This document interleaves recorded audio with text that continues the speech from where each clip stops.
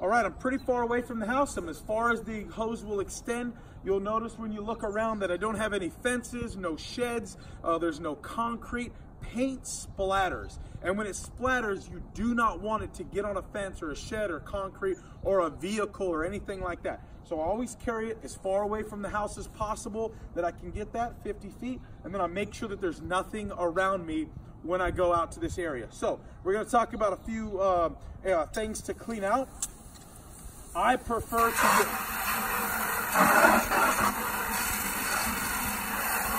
putting water in my bucket for my brushes. That's how I like to clean my brushes. Starting out, I'll put some water in the bottom of a 5-gallon bucket. That's the reason why we ask you to have a 5-gallon bucket for cleaning out brushes. Take my brush, got my water in here, and I just simply push it down onto the bottom of the bucket. You'll see there, have enough. This allows water to get inside of the bristles as you're cleaning them. Right? Then you take it, put your hands on it, and you spin it off. Okay? A lot of times you can do a couple different fill-ups. That's why I don't fill the bucket up all the way. Just fill it up just enough to get my bristles inside of there, get it cleaned. I'm pushing down on the bottom of the bucket. Some people will take a wire brush and scrape off the excess out here. Some people will take a sanding sponge. I've seen people grind it on concrete. You don't really want paint to build up on your bristles out here, but if you're cleaning your brush well enough, you should just be able to get it off with just your fingertips. This is a pretty old brush that I've had for a while. You get it down, spin it out, and then your brush is nice and clean. There's nothing inside of the bristles there to harden up your brush. Then you'll dump out. You're going to want to have one spot where you're dumping all your paint, and I'll show you why in a minute. I always rinse out my bucket once I know that that's clean. Once my stuff's clean, I'll rinse out. Okay, I'll rinse off all my hand tools. Get these things nice and clean. You're going to get paint built up on them over time. Rinse those off. I always spray my pans out.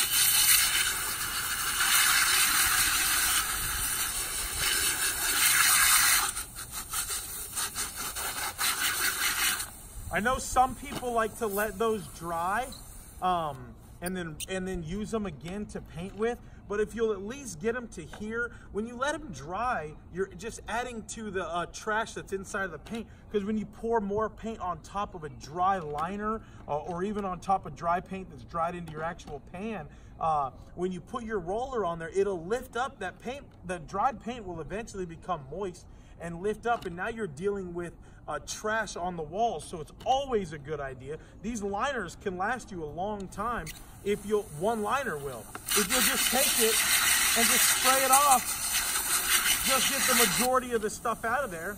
You know, sometimes you're on a big job and you've had the paint in there for a few days, throw it away. Throw the liner away. They're 80-something cents. But if you can salvage a liner and save some money and add to the bottom line of your job, why not do that? Just spray them out. That's plenty cleanable. You could get more of that off there. There's no real need to. And then you want to make sure that you always clean off. You never want to leave any of your drywall mud stuff with mud on it either. So clean that off. Once water hits it, it comes off relatively easy. Once again, I've seen guys use sanding sponges. I used to just get a little green sponge that had the green scrubber, and that's how I would scrub off the mud or stuff like that. Spray out the inside of your pan. If you don't get these things clean, then it'll just sit inside of there, and then it makes your job the next time even harder. So take a few minutes, take a little scrubber or something, and get that stuff out. It literally will fall off of there with almost no pressure, just some water. It dissolves in water, and you can get this nice and clean. So next time you need to add some extra mud in here, you're not dealing with already hard chunks. It does the same thing that a pan does. If you leave it in here and add new product, you're going to have these chunks that will eventually get into it. It makes your job even harder. So take a few minutes, clean those things out, scrub them out, and make sure that your tools are nice and clean. It also looks much more presentable for the client when we're showing up with clean tools rather than dirty tools. Last thing, once you're done, you got all your area cleaned up. A lot of the times you're gonna have milked up paint like this. You never wanna leave it like that on a job. Every time you're done cleaning up, it's everybody's responsibility. You never walk away. Yes, will that dissolve into the ground? It absolutely will. Is it fine for the ground? It absolutely should be fine. But you never wanna leave it like that because it's a bad look for the client. So I just simply take this and I wanna dilute my area even more. I'm gonna get it as best as possible. I'm gonna spray all the areas where I saw it spray around. I saw that paint get scattered. I'm just gonna spray. I wanna dilute it as much as possible.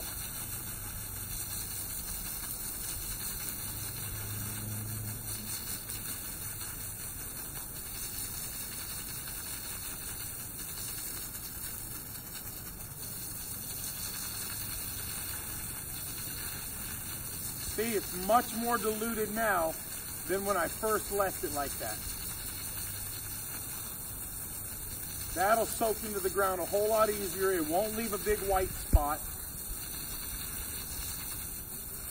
That's gonna be a whole lot better than if I left one big spot of dark or bright white paint. That'll soak in really quickly. And then the last thing is, a lot of the times in the grass, when we're done with our tools, you'll have little flakes of white paint.